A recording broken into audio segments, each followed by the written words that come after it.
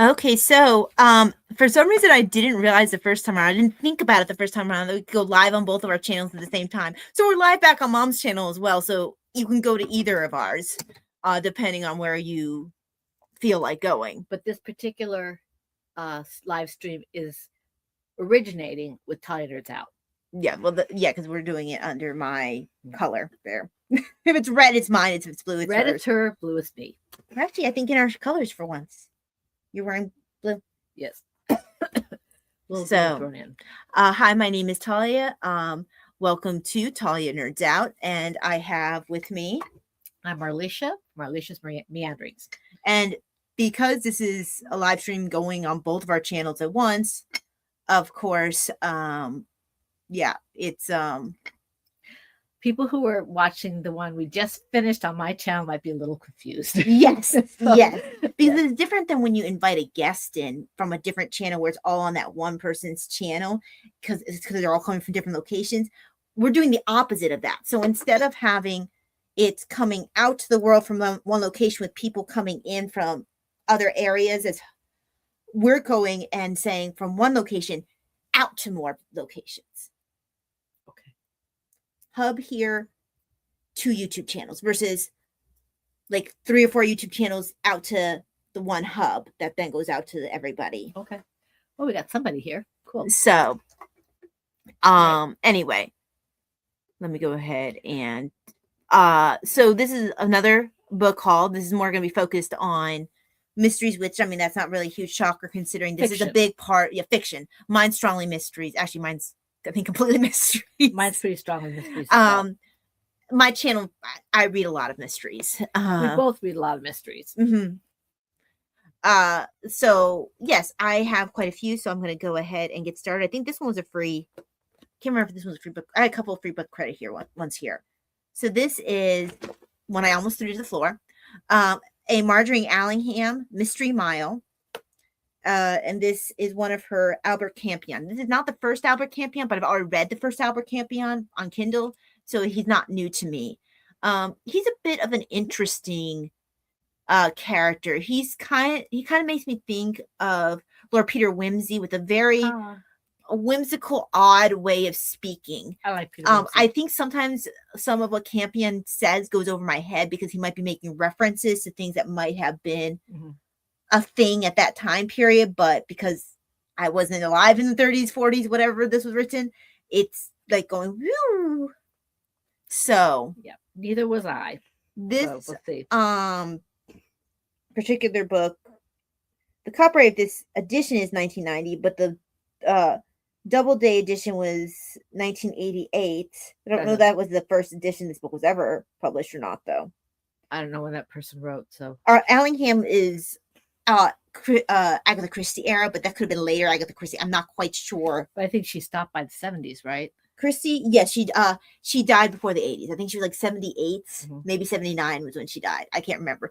The only reason why I know it was before the 80s because I couldn't count her as an author from when we were talking about authors of the 80s. I was really mad at her for not lasting one more year. Couple more years for me. I mean, I'm so sorry I didn't. And so inconsiderate of her. So yeah, Mystery Mile. And I don't know, he kind of looks sus behind the character. I assume is supposed to be Campion. Because I'm pretty sure this is Campion because I'm pretty sure he has glasses. So cool. Yes, that's this one. Whoopsie. It's a bunny. It's bunny. We have a couple in common. One of the ones you have in common with me is in here. But let me do this one in first. Common on my box? Yes. But first, let me show this one, then we'll do one of the ones we have in common, maybe. We'll do Den after this one, and then we can worry about our common ones. This one, okay, if Campion wasn't a free book, this one was. This is Josephine Tey, The Man in the Queue. I've not read her yet. I haven't read her. I've got one that I'm waiting to read. She looks good. I have her one on Richard II, and she's going to have to work very hard to convince me because I'm not a Ricardian. Not Richard II, Richard III. Which is nonfiction? It's, so from what I understand, it's like a mix. Not like your typical. You're reading a historical fiction? No, it's not like a historical fiction.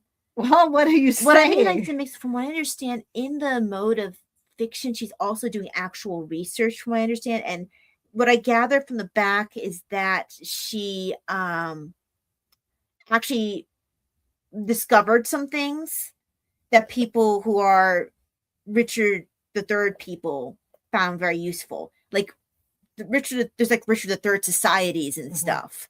It's a whole thing. Anyway, but this one just sounded interesting to me. Long line had formed for the standing room only section of the Woffington Theatre. London's favorite musical comedy of the past 2 years was finishing its run at the end of the week. Suddenly, the line began to move, forming a wedge before the open doors as hopeful theater goers nudged their ways forward. One man, his head sunk down upon his chest, slowly sank to his knees, and then, still more slowly, keeled over on his face.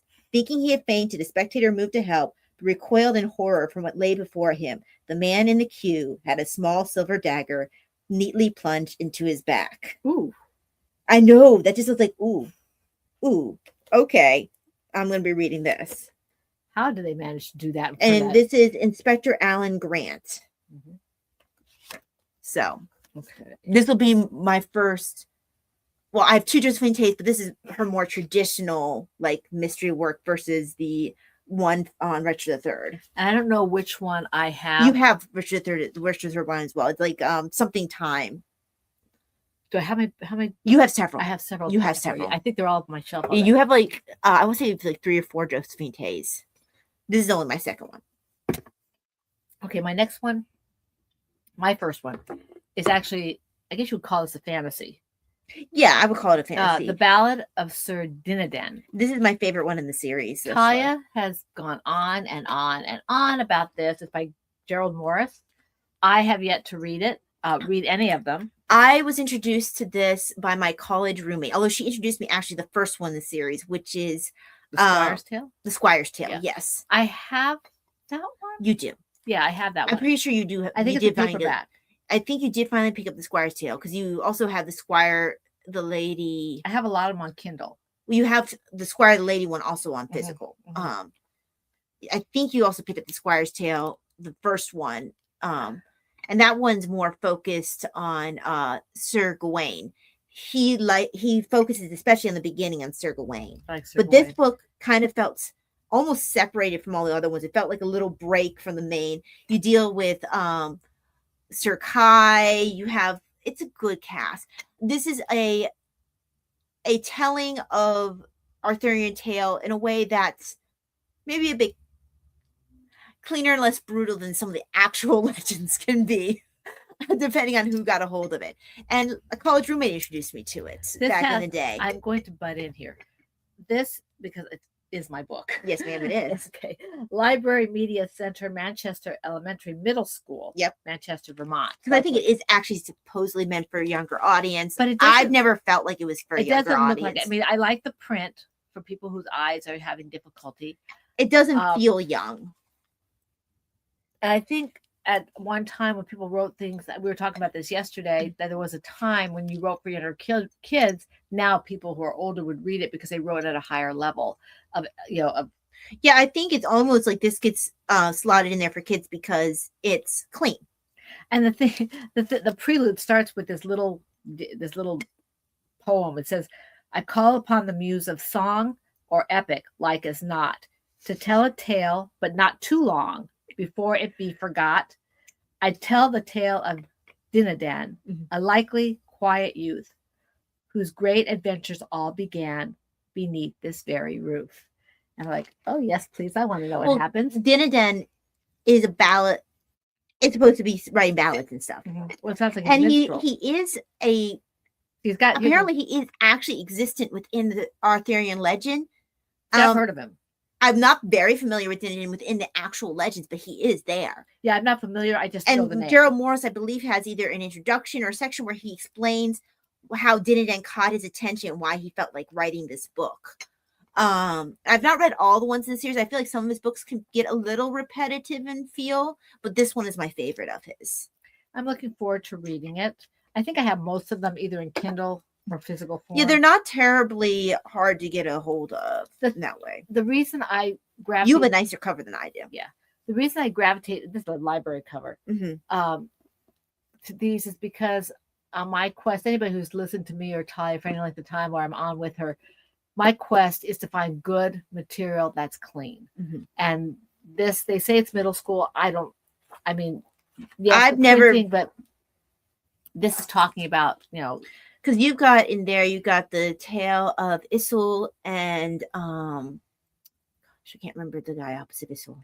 well, they have here's the list of some of them. The Squire's Tale. Yep. A Squire, His Knight, and His Lady. Mm-hmm. You have. that I one know has you a- have this one. I'm pretty sure you have Squire's Tale as well because that's the Yes, first one. Yes. And the second one, they actually call it Young Adults. Mm-hmm. The Savage Damsel and the Dwarf. I think I have that. And Parsifal's Page. Parsifal's Page. So those are just some of them. I think there are more than those.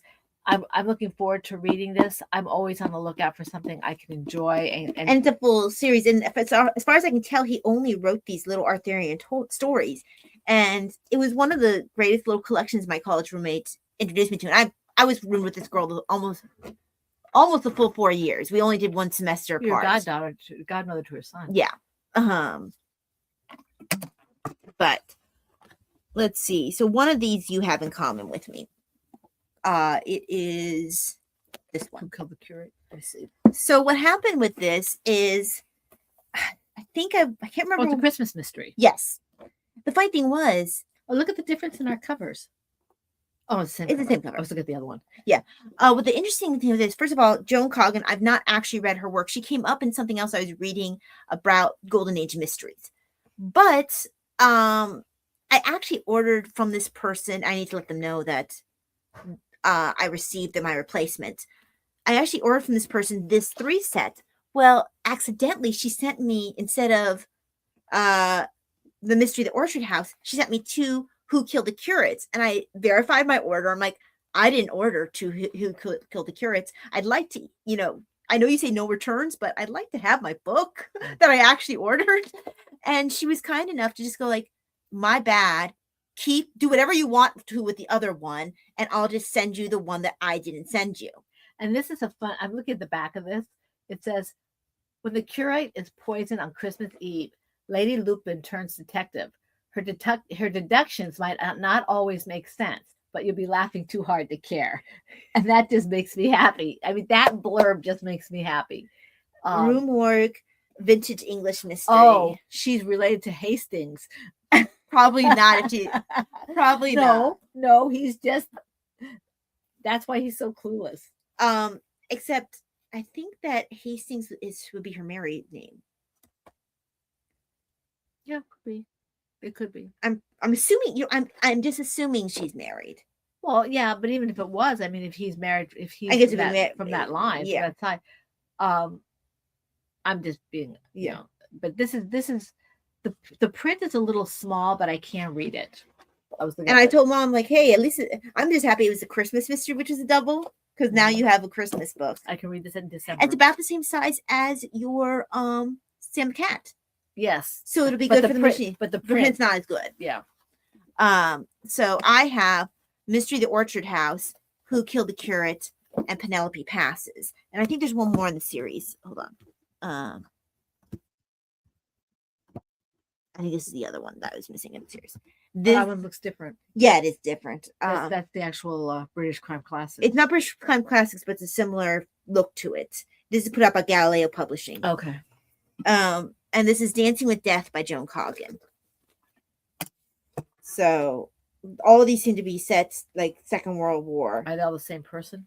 I was just double checking because these are all Lady Lupin. These are all Lady Lupin, yeah. I'm not sure if this one is. This one maybe isn't a Lady Lupin. Maybe that's why it's separate. Because you have this one has better print. Okay. Because there's Who Killed the Curate, that's 1944.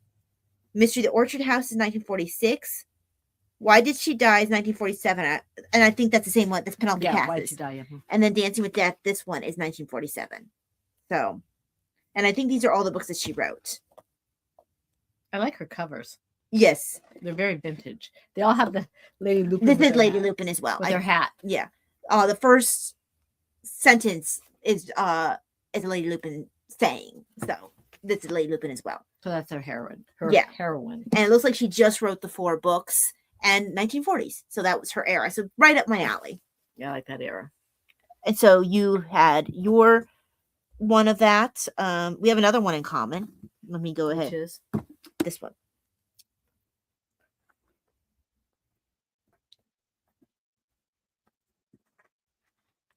So this I like the feel of is this. Lessons in Crime, Academic Mysteries. We can maybe start this in September. Yeah. Oh, this feels cool. I like the way this feels. So British Library Crime Classics short stories. Edited by Martin Edwards. Oh, the print's great in here. You could almost say we'll read a chapter every couple days or something. Yeah.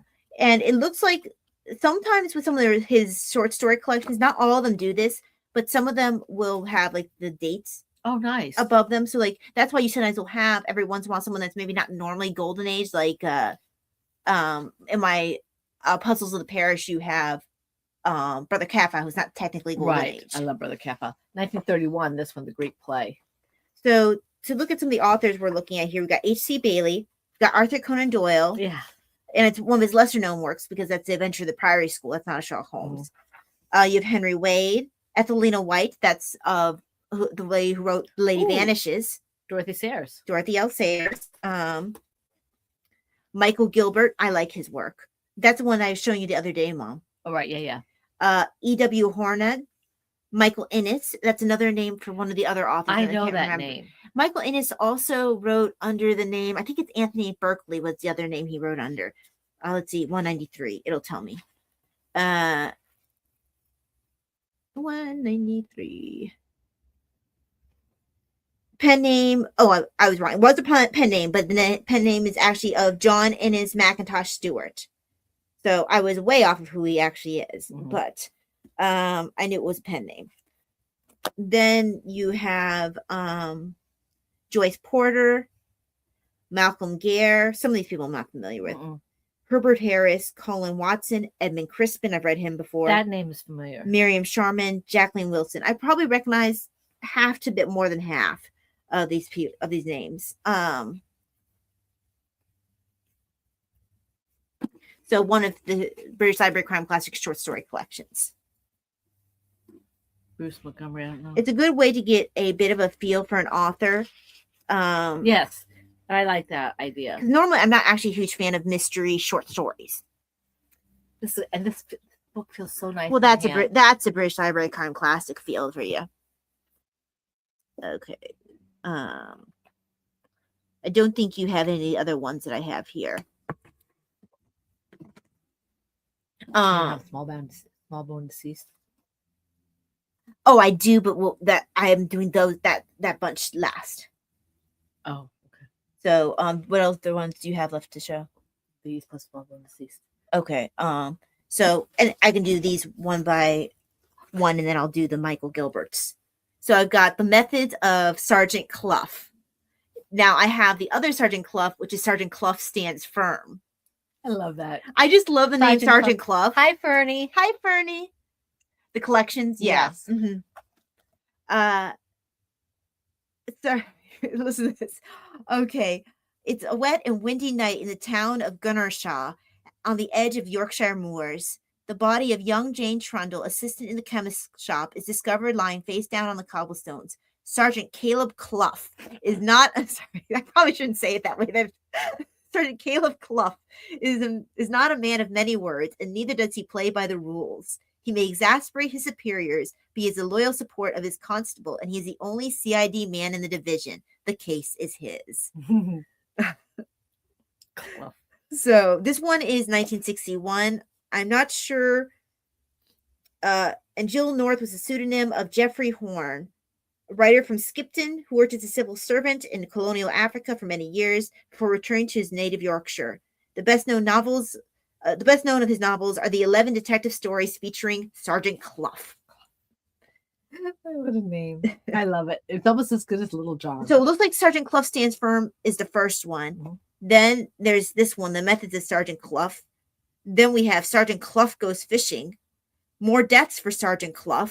Sergeant Clough and the Price of Pity. The Confounding of Sergeant Clough. This one sounds like almost like a Father Brown title. Sergeant Clough and the Madman. Sergeant Clough and the Day of Reckoning. The Procrastination of Sergeant Clough. Sergeant Clough does not procrastinate. No Choice for Sergeant Clough. Sergeant Clough rings true. Okay, I actually really love that Sergeant Clough's name is included in every single Yeah. title. I don't know why I get such a kick out of that. No, well, I think it's the name. It's probably the name. I have this picture of like Jill North sitting there going, Clough. Clough. And when they Especially Caleb Clough. Caleb Clough, I was like, wasn't something weird? Like, yeah, Caleb Clough. So he's over here going like, And the thing is, Caleb's not Caleb a bad Clough. name, but the name it's a combination. And I think I combination. just see him like snickering to himself like Caleb Clough. Kind of like a nerdy laugh. Let's see if we can make them laugh. How long can they hold out? Okay, one of yours now. Okay. I think most of mine now are British Library classics. This one's Continental Crimes by Oh, I have Martin that one. Edwards. Mhm. This one has been That's taped. another short story collection. Anytime it says edited by Martin Edwards, Yeah. that's a British. Yeah. that's Well, a- he did the last one that we did. yeah. Anytime Yeah. it says edited by Martin Edwards, not written by Martin Edwards, 'cause he No. does write as well. Yes, but This this looks like I don't know. I guess they wanted to make sure the tags didn't fall yeah, off, that because was the what, covers in good yeah, it shape, looks like it just that's exactly what it was. but they have it here as well. Maybe it was a library book bond. Maybe It might have been like they were trying to protect it from Protect it hands. from hands. Yeah, there is some yes. There's library notation up Yeah. at the top here, and this is short stories. It's got Arthur Conan Doyle, Arnold Bennett, G.K. Chesterton. Oh, I remember this is the Father Brown one. Yes, I remember that story. E. Philip Secret Garden. Oppenheim, Ian Hay, F. Tennyson Jesse, Marie Belloc Lowndes, Stacey Almonier, J. Oh, I like Jefferson- Farjeon. What? I like Farjeon's Oh, work. J. Jefferson Farjeon. His is A Room in the Tower. The H. Devere. Stackpole. Stackpool. I haven't read his yet. Agatha Christie, H.C. Bailey, Josephine Bell, and Michael Gilbert. So, Michael Gilbert. It looks like a little bit of damage to this page, but not too much. I'm not sure. It almost looks like that was a creation. Like, Oh, I see. oh, I see. When they taped this, hold on. I'm gonna be gentle Yeah. because it looks like when they taped it. There's like 3 pages together. Oh, they didn't even tape it. What you're gonna have to I do? like to tape it you're gonna have myself. to tape each individual one. Page, you yeah. have. I've had this happen a couple of Yeah. times. This might be one and you got free. I'm sure. So yeah, you're just going to tape these first 3 pages. It looks like the rest of them might be okay, but yeah, it looks like your rest of them might be okay. It's just that first section where you have a little bit of damage. Yeah, I'm not sure It's on the Arthur Conan Doyle story. Well, it's Arthur Conan Doyle and the introduction. Introduction. It's. I'll show you just a second here. Okay. It starts. I love that the British Library Crime Classics, they're released on Poison Pen Press for British. Yes. So you've library. got this that is okay, and it was all kind of together so I could see the print through. You have this page is the second page. Okay. And then this page here, this is our Arthur Conan Doyle story. And that's the 3 pages that I'm going to have to very carefully tape. Everything else seems to be all right. It's got a stamp for the Henry Waldinger Memorial Library. So I don't know where that is. I wonder if that's in England. might say Oh, it here is. we go. Oh, Wow, Mom. look at this. It's in New New York. York. Do not touch the date card. Discarded. Wow. Look at that. Every once in a At while, least you have a get pocket surprised to with put that. your Isn't library that card in. cool? Yeah, it is. Kind of Continental Crimes, first edition, first edition. Well, yeah, because this is The Library Crime Class. this is they're a collection of short stories re-released. Of May 2018, June 2018. Interesting how they have their dates. They don't have a card. They They might have had an actual card at one point. look at how I can't. There's a lot of glare. Can you see these? They would have had Right it. here? I mean, that's because at the pocket they had an actual card at one point. Someone maybe wasn't very careful. 1, 2, 3, 4 dates though. Yeah. Do not touch the date card. I wonder. Part of me wants to call this number just to see if the library is still there. Well, it's not that long though. Yeah. Oh, cool. So then I have another British Library Crime Classic here, and He Who Whispers, John Dixon Carr. And apparently, I thought he was the only American admitted to Detection Club. He was the only of 2 Americans ever admitted to Detection Club. So I wonder who the other one was. I'll have to look that up. Hugely popular author of crime fiction, renowned for his fiendish puzzles. Born in Pennsylvania, USA, Carr developed a distinctly British style to his mystery writing from his time living in England and became one of only 2 Americans ever admitted to the Detection Club. I have yet to read his stuff, although I have several of his set aside. I have 1 or 2 of his, I think, maybe more. You do have several. You went through a little slew of picking up some of his. Mm-hmm. You have one to show? Yes. Okay. This one is also edited by Martin Edwards. It's Countryside Crimes, Serpents in Eden. I have this one. Mm-hmm. This is where I ended up being inspired to go and pick up an Ethelina White. I'm going to have to do something to... This is coming off. I may have to take some tape. And just secure it. Do that a little better. But this has got... Let's see who's involved in this one. Arthur Conan Doyle, Chesterton, Bodkin, Bentley, Jenkins, Bailey, H.C. Bailey, Austin Freeman, Mary Allingham, Anthony Berkeley. Marjorie Allingham. What did I say? Mary. Oh, Marjorie. Ethelina White, Lenora Woodhouse. Woodhouse, yeah, looks like. Leo Bruce. Isn't that a name for somebody else? I just read. Hold on. Gladys Mitchell. I think that's all. So, yeah, I like the short stories. Leo Bruce 252. I wanted to have short stories for those times, so I just wanted to feel like I finished a story, and I have a lot of collections. Yeah, I didn't think all the collections had dates above it. I think they do that when maybe they would be a bit low on stories from the Golden Age to kind of signal to people, hey, not all these are from the Golden Age. Leo Bruce was the pen name of Rupert Croft Cook. Okay. But yeah, this one doesn't have a date above it. So I think there was more that he could fit in this particular genre versus the academic one or the parishes one. Because those are the first 2 that I've noticed have had dates above the stories. Right. Okay. Then I have these which go together. The 3rd one's not here because I'm reading the 3rd one right now. So these are Joan Calkins. I heard of these before I heard of the other Jones, Joan Coggin. Yes, they're similar, but also put out by Galileo. Actually, I want to make sure that this other one is a Coggin and not a Cocken. Where are you? Are you Cocken or Coggin? You are Coggin. Okay, the reason I had to check is they're both Joan, and one of them is also put out by Galileo, but one of them is Coggin. But these are Cocken, Joan Cocken, and these are mystery Inspector Cam mysteries. Cam. Oh, Cam. I'm currently reading the 2nd one in the series, which is Villainy at Vespers. It was the first one to arrive, and also I wanted to read the book called Villainy at Vespers. Yes, is that the one I wanted to get? Which was the one I wanted to get, but I couldn't get it? Puzzles of the Parish. Yeah. I'm almost done with it. When I'm done, I'll pass it on to you to borrow. Yeah. This one was first printed. So Curiosity Killed the Cat, 1949. So she and Coggin wrote around the same time period. This one here is 1952. And let's see, I think that I wanted to say that 1949 was also the year that Villainy of Vespers was. And there's only the 3 books. So that's that for that series. Just get the stitch finished or partially.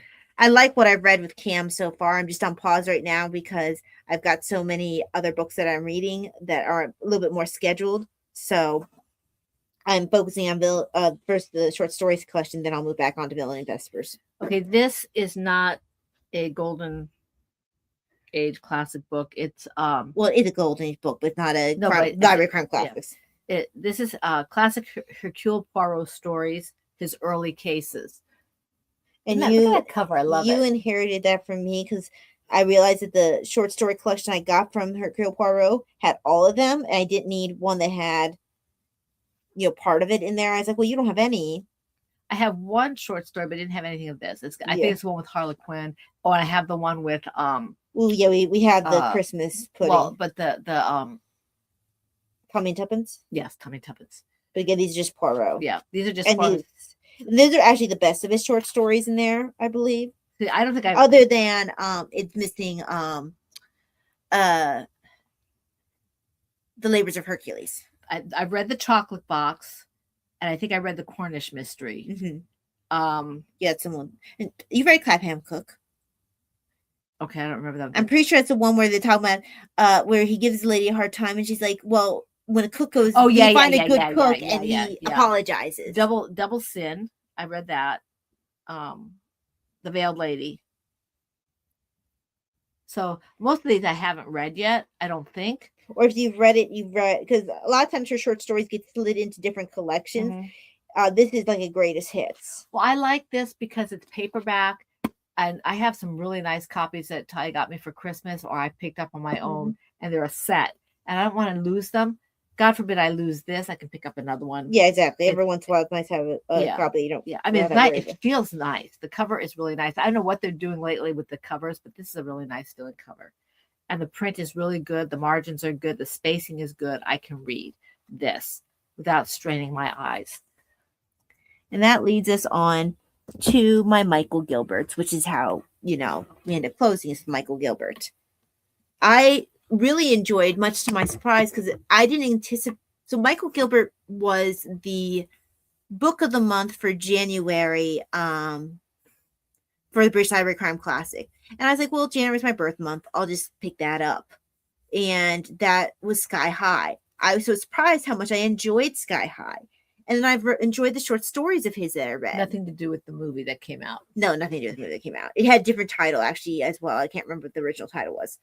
But I ended up picking up some of his other books. Someone had a collection, and one of the books was including the collection that I already had, so I gave Mom the one I already had, which is Small Bone Deceased, which is considered, I guess, one of his best ones.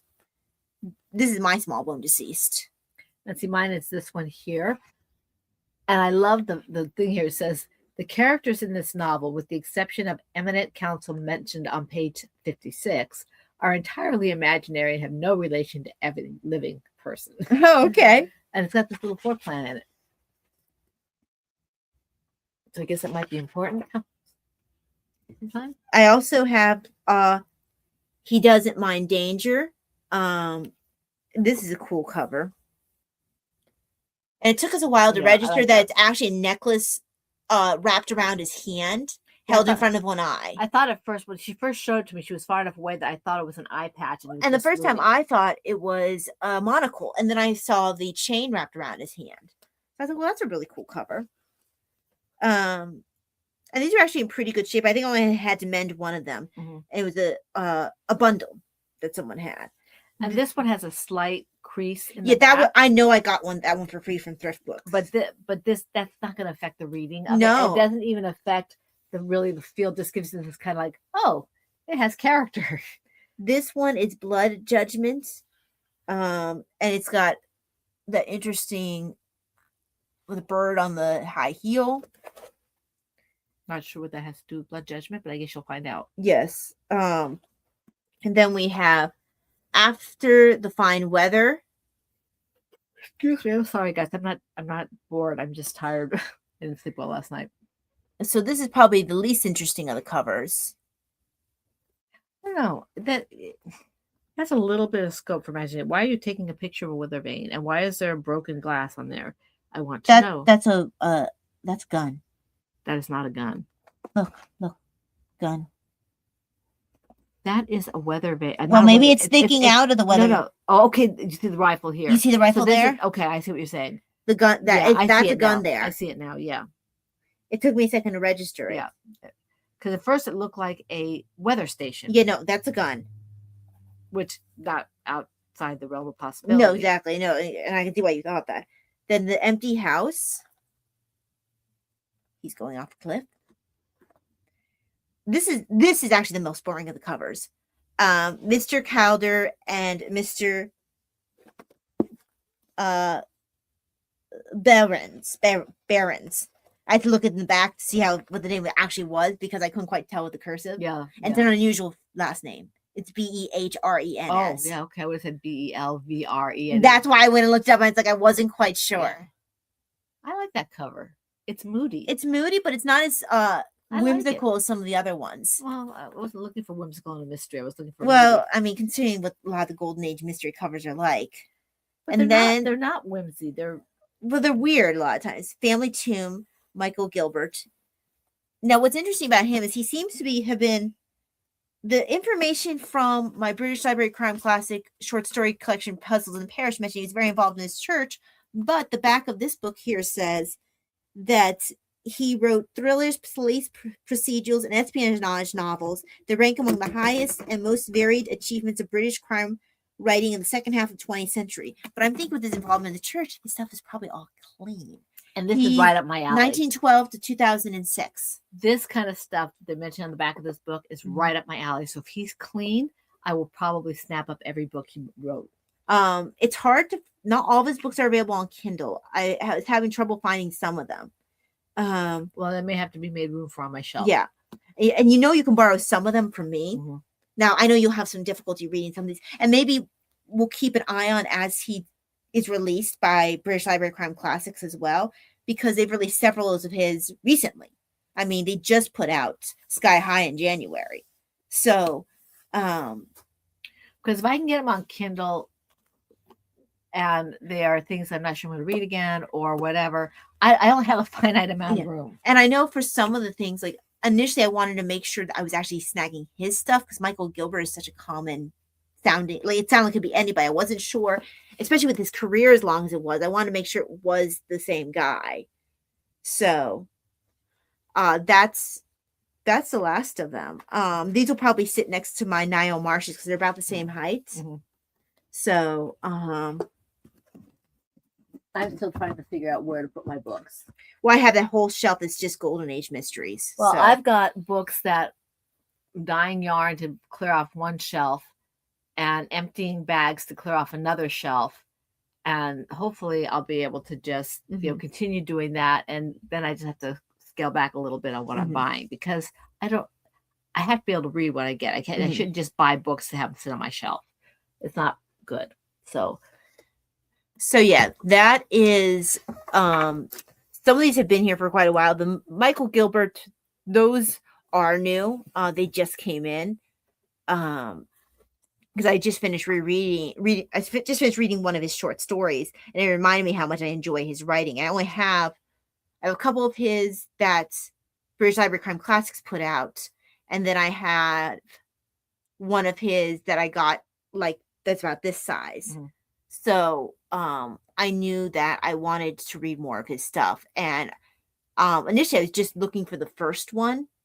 But it was less expensive to try to find a bundle, which usually is the case. And I've been pretty lucky with the bundles, to be quite honest with you, both with Niall Marsh and with him.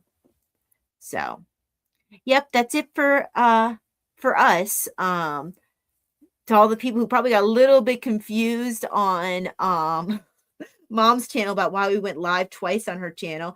Sorry about the confusion, but hope that you enjoyed the live stream, enjoyed hanging out with us. I'm going to have to link your video to my channel. And in the future, we know that we can go live on both of ours. Right. Live is not something we'll be doing all the time. But if we choose to do so, we can. Usually it'll be when we've done a podcast for something else. Yeah, because our knitting podcast is done live. So we're already set up.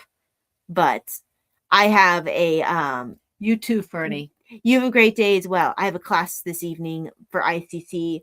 And I want to have some energy because it's on Christian art, and I've been really looking forward to it. They're using Michelle P. Brown as the course required reading, and I already had owned this book for over a year before I even know the class was a thing. So it was already right up my alley. So I'm super excited about it. And the two booktubers, two things were less than a little over an hour, so that's good. Yeah. So. All right. Well, thank you very much for joining us. Hope that you all have a very blessed day, and we will see you. Yeah, we'll see you next time. God bless. God bless. Bye-bye. Let me hit end.